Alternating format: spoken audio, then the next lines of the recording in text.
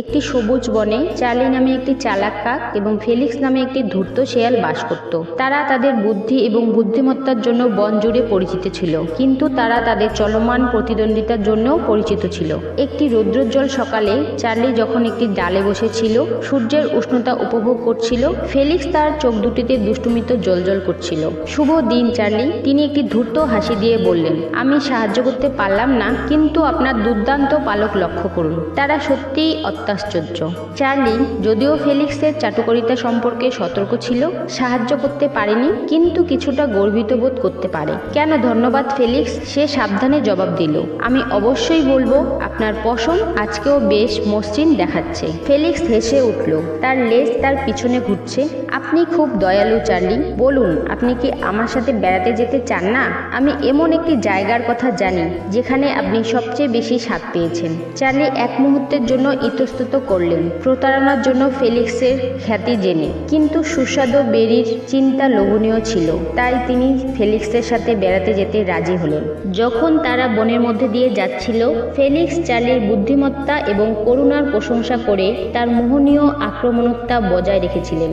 অভিনন্দন শুনে চার্লি তার গার্ড কমাতে শুরু করে। অবশেষে তারা একটি ক্লিয়ারিংয়ে পৌঁছেছিল, যেখানে একটি সুন্দর বেরি ঝোপ দাঁড়িয়েছিল, পাকা মোটা মোটা বেরি দিয়ে ভরা। এই যে আমরা চার্লি, ফেলিক্স ঝোপের দিকে ইশারা করে বলল।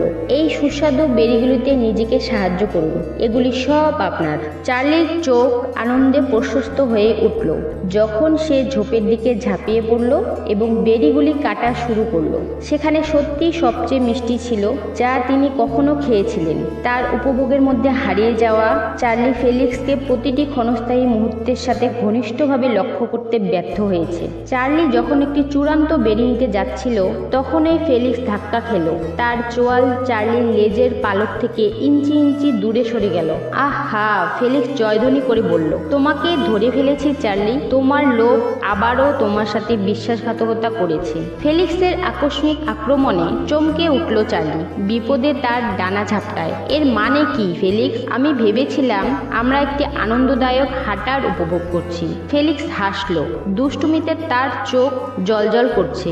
ওহো চার্লি, তুমি আবার এটার জন্য পড়ে গেলে। তুমি দেখো, আমি জানতাম তোমার চাটুকারিতা এবং সুস্বাদু বেরির প্রতি তোমার দুর্বলতা তোমার বিচারকে মেঘ করে দেবে। এখন তোমার বোকামির প্রতিদান হিসাবে আমি তোমার সেই দুর্দান্ত পালকগুলি নিয়ে নেব। তখন চার্লি বুঝতে পেরেছিলেন যে তিনি ফেলিক্সের দ্রুত পরিকল্পনার দ্বারা প্রতারিত হয়েছেন, কিন্তু লড়াই না করে হাল ছাড়েননি তিনি। একটি দ্রুত এবং চতুর পদক্ষেপের সাথে চার্লি সরে গেল, সরুভাবে ফেলিক্সের হাত থেকে পালিয়ে গেল। আপনি চালাক হতে পারেন ফেলিক্স, কিন্তু আমি দুবার বোকা বানানোর মতো নই, চার্লি ডেকে উঠল যখন সে ডালে উড়ে গেল, ফেলিক্সের নাগালের বাইরে। ফেলিক্স চার্লির পালানোর কারণে হতাশ, শুধুমাত্র কাকটি বনের ছাউনির মধ্যে অদৃশ্য হয়ে যাওয়া দেখতে পারে। তখন তিনি জানতেন যে তিনি চার্লির বুদ্ধি এবং দক্ষতাকে অবমূল্যায়ন করেছেন।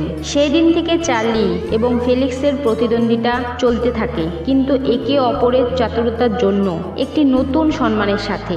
তারা বুঝতে পেরেছিল যে বুদ্ধির খেলায় সর্বদা এক ধাপ এগিয়ে থাকা এবং চাটুকারকে কখনোই নিজের রায়কে মেঘে পরিণত করতে দেওয়া উচিত নয়। এবং চার্লির জন্য তিনি শিখেছিলেন যে কখনো কখনো সবচেয়ে মধুর পুরস্কারগুলি সবচেয়ে তিক্ত পাঠের সাথে আসতে পারে।